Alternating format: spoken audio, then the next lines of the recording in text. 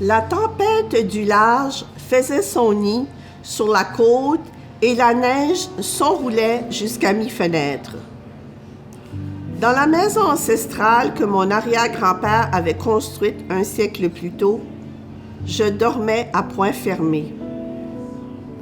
C'était une des plus vieilles maisons d'Acadie, à l'Anse-au-Varech, où s'incrustaient jusque dans les poutres les vibrations des premiers bâtisseurs. Elle était pour moi un domaine, une seigneurie. Les vitraux peints servaient de repères aux lutins et aux farfadets. L'immense galerie qui l'entourait témoignait de la noblesse des lieux et l'escalier en chêne sculpté reflétait la splendeur d'une époque ancienne. Que de fois j'avais exploré les coins les plus secrets de cette demeure à la recherche d'un trésor. Que de fois, la nuit, tous les fantômes de l'abbé venaient danser une ronde dans le grenier et les chambres obscures. Oui, c'était bel et bien un palais. Claude serait extrêmement heureux que son œuvre continue à travers la création d'un fonds d'archives placé à l'Université de Moncton, campus de Shippagan. Puis je pense qu'il sera encore plus heureux que ça soit dans la péninsule acadienne. Alors, la famille, mes sœurs, mes frères, étaient extrêmement contents quand ils ont entendu la nouvelle. Pour nous, c'est comme un trésor que Claude nous a légué, qui va continuer à nourrir l'imaginaire et à nourrir les chercheurs ou les étudiants qui veulent comprendre et apprendre et poursuivre l'œuvre de Claude et l'amener à leur façon à un autre niveau, ajouter du contenu par rapport au développement de l'Acadie qui continue à se développer et à évoluer. Alors, merci, je veux dire ça. Merveilleux.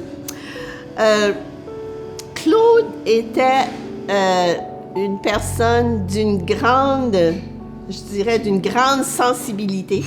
C'est la première chose qu'il faut dire de Claude. Grande sensibilité. Puis, à cause de cette grande sensibilité-là, il pouvait nous transmettre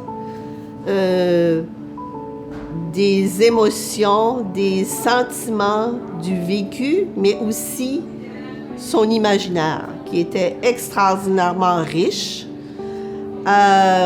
C'était aussi un homme de grande culture. Claude savait pas lui-même qu'il avait ce talent-là. Il nous dit, moi, j'ai seulement commencé à écrire ou penser que je pouvais écrire de façon comme un écrivain, si tu veux, à partir d'une trentaine d'années. Puis, cette passion-là l'a portée toute sa vie. Puis, elle a été nourrie par, je pense, ses racines profondes acadiennes et son enfance, comme vous le savez peut-être, Claude, je veux dire, Le Boutier, il fait partie de la 8e génération du premier Le Boutier qui est arrivé à Boc-à-Raquette, qui était Joseph Le Boutier, qui est arrivé, on estime, en 1740, au ruisseau Isabelle, à l'entrée du village, où il y avait déjà là un campement Micmac, et qui avait déjà un Français qui était là aussi, qui est reconnu comme peut-être le premier Français à arriver en Acadie vers les 17...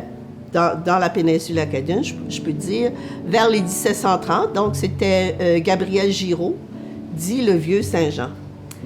Et puis, lui était marié avec une Micmac. Et ils ont eu une fille. Et Joseph est arrivé, on estime, pour la pêche à la morue. Il est arrivé au ruisseau Isabelle. Et de là, il aurait épousé la fille de Gabriel Giraud. Et de là, s'ensuit toute la lignée jusqu'à Claude. La vieille maison où on a été, où on a vécu, nous, elle a été bâtie en 1836 par Édouard Leboutier, donc l'arrière-grand-père, notre arrière-grand-père, à Claude et moi. Et de là, c'était une maison, évidemment, vous pouvez vous imaginer, en 1960, ça craquait pas mal, à 2 étages, avec un toit en pente. Alors, on était à peu près à 500 pieds de la baie des Chaleurs, de la mer. Et il faut se rappeler que dans ce temps-là, les tempêtes de neige étaient beaucoup plus que ce qu'on voit aujourd'hui. Il y avait de la neige qui pouvait aller jusqu'aux fenêtres du 2e étage. Alors, ça craquait. Moi, je sais parce que j'ai vécu là jusqu'à 10 ans. Et alors, Claude, ça, c'était... Il devait entendre beaucoup le vent souffler, comme moi, je l'entendais aussi. Tous les matins, comme j'ai lu dans le livre, mon père le réveillait à genre 6 heures le matin, été comme hiver. Notre chemin n'était pas ouvert, alors il fallait qu'il marchait et s'enfonçait dans la neige pour arriver là-bas. Et c'est sûr que ça devait être tellement déplaisant de faire ça. Et puis après, Claude, il y avait l'île de Caraquette en allant, évidemment, pêcher avec mon père sur un petit bateau qu'il appelait le pick-a-pock, pêche au mort, probablement. Il devait voir l'île et toute l'idée des pirates et des corsaires et tout ça, ça devait tout bouillir dans sa tête. Mais alors, j'imagine qu'il y avait tout ça qui faisait que Claude, dans son imaginaire d'enfant, et puis dans sa grande sensibilité, emmagasinait. Puis chez nous, comme on était loin du chemin, il n'y avait pas... On avait un seul voisin. Donc, on n'avait pas... C'était la mer. On était à peut-être 500 pieds de l'eau. Notre terrain de jeu, c'était la mer, c'était la plage. Ou bien les petites forêts qu'il y avait alentour, les champs. C'était toujours des champs de pissenlit le printemps. Et puis les petits oiseaux. Puis le quai, c'était ça l'aventure. Hein? Pour Claude, j'imagine. Le quai, l'île de Caraquette. Et puis l'île de Pochedy, pas loin. Donc, ça, c'était comme le terrain de jeu à Claude. Je pense que ça qui a aussi influencé son œuvre, c'est le fait qu'on est passé d'un monde ancien. Donc, au 1960, on vivait comme au 19e siècle ou au 18e siècle en Acadie. Et tout d'un coup, avec le changement de l'Église, on est passé dans un ère moderne. Donc, élevé dans une tradition et un ère très rigide, religieux, tout ça, à la vie moderne, ouverte et beaucoup plus permissible. Je pense que ça a eu un énorme impact aussi sur Claude, qui avait vécu un peu dans l'Ancien Testament, si tu veux, et dans plus de Testament du tout, en fait. Et il nous racontait ces épisodes, justement, de vie, comment c'était... Alors, il devait toujours être un peu en tiraillement, je dirais, entre sa formation, parce que mon père, c'était à l'église à tous les jours. J'imagine qu'entre ses valeurs très, très religieuses, traditionnelles, très casées, et l'ouverture à la vie moderne, où on ouvrait ça beaucoup plus vers... l'individu qui devait lui-même choisir sa direction dans la vie et tout ça. Alors ça a toujours été aussi une chose importante, je pense, qui façonnait les écritures de Claude, l'écrit de Claude, son tiraillement lui-même comme personne, sa grande sensibilité exacerbait tout ça, en fait, tu sais. C'est incroyable comment Claude pouvait tout saisir ça et après ça, nous redonner ça avec une si grande littérature, une si grande sensibilité. Évidemment, il y avait c'était aussi rigoureux, son travail, comme pour Le Feu du mauvais temps, par exemple. Il nous avait dit, regarde, c'est 10 ans de recherche. Alors, quand il écrivait, il était très conscient, c'était des romans historiques, évidemment, Donc, la grande histoire devait être impeccable. La petite histoire, ben là, il fallait bien inventer puis remplir, tu sais, donner de la chair sur les os des personnages. Mais il disait toujours que il fallait que ça soit impeccable. Les grandes lignes de l'histoire, il fallait que ça soit recherché et autrement, tout le reste allait... le bateau ne pouvait pas prendre la mer, si tu veux. Alors, ce qu'on trouve chez nous, c'est que Claude avait beaucoup de contradictions, avait beaucoup de questionnements et avait beaucoup de démons, comme tous nous autres. Et à travers l'écriture, il pouvait aller plus loin, dépasser ça.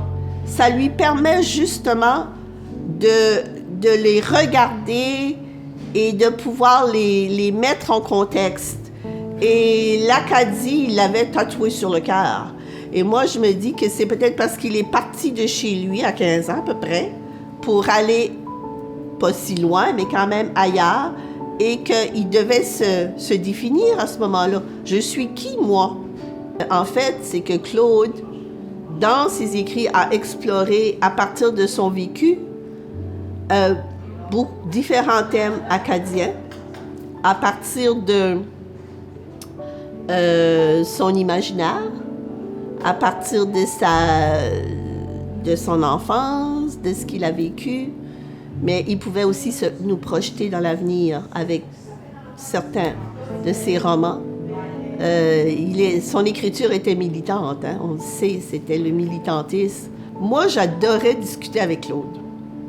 Et j'ai plus cette chance-là aujourd'hui, parce qu'on pouvait parler de tout, et il avait une vision 360. Mondial. Il avait tout lu, il savait tout, il pouvait faire une analyse. C'était fantastique d'avoir... puis ça, je manque ça aussi, cette grande connaissance, parce qu'il lisait pas Claude, il dévorait les livres. Si Claude avait pu continuer, et ce qu'on pensait, nous, Claude était éternel, j'imagine que c'est comme ça quand on a des frères et des sœurs. On ne peut jamais s'imaginer qu'ils vont partir. Ils ont toujours été là. Alors, on pense toujours qu'ils vont continuer. Mais Claude, il est parti beaucoup trop tôt. Au niveau de son écriture, elle n'était pas finie. Elle n'était pas finie. Et puis, je pense qu'il a fait des très, très bons livres, mais je pense qu'il aurait encore eu des choses à nous dire. Et il aurait probablement eu une écriture intéressante aujourd'hui, certainement, avec tous les changements qu'on connaît en Acadie et particulièrement dans le monde qui, effectivement, nous influencent, nous autres aussi. Alors, l'œuvre de Claude, je pense, aujourd'hui, il voulait qu'elle continue. Il a préparé ses archives en conséquence. Il a eu la chance et la malchance, si vous voulez, de connaître qu'il allait partir. Il avait été donné un diagnostic, donc on lui donnait peut-être 1 an et demi à vivre. Alors, il a voulu préparer ses archives de façon à ce que ça continue comme un legs pour les générations qui continuent dans la littérature, dans l'écriture, dans l'Acadie, pour les inspirer peut-être, pour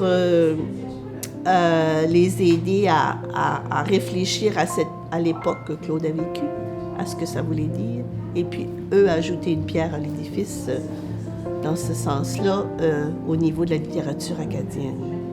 On est extrêmement choyés, chanceux et heureux que André Mélissa Ferron, Florence Hott, le campus de l'Université de Moncton de Shippagan ont eu l'idée géniale et ont accepté et ont mis l'énergie aussi pour préparer cette ouverture et ce fonds d'archives Claude Leboutillier. Parce que pour nous, la famille, on se dit, ben Claude va continuer à vivre. tant qu'on va parler de lui, tant que ses œuvres vont continuer d'être lues, tant que les documents en archives vont continuer à être consultés, Claude va continuer à vivre. Puis je pense que c'est ça qu'il voulait, parce qu'au-delà de Claude, au-delà de la personne que Claude était, c'est l'Acadie. C'est l'histoire de l'Acadie qui a été transmise dans les romans, les écrits de Claude, alors que ça continue. Et c'est ça, je pense, qui est le legs de Claude, à travers sa littérature, ses écrits, de dire, regarde, on est quelqu'un, nous. Hey, je vous laisse ça pour que vous continuez à le faire grandir. Merci.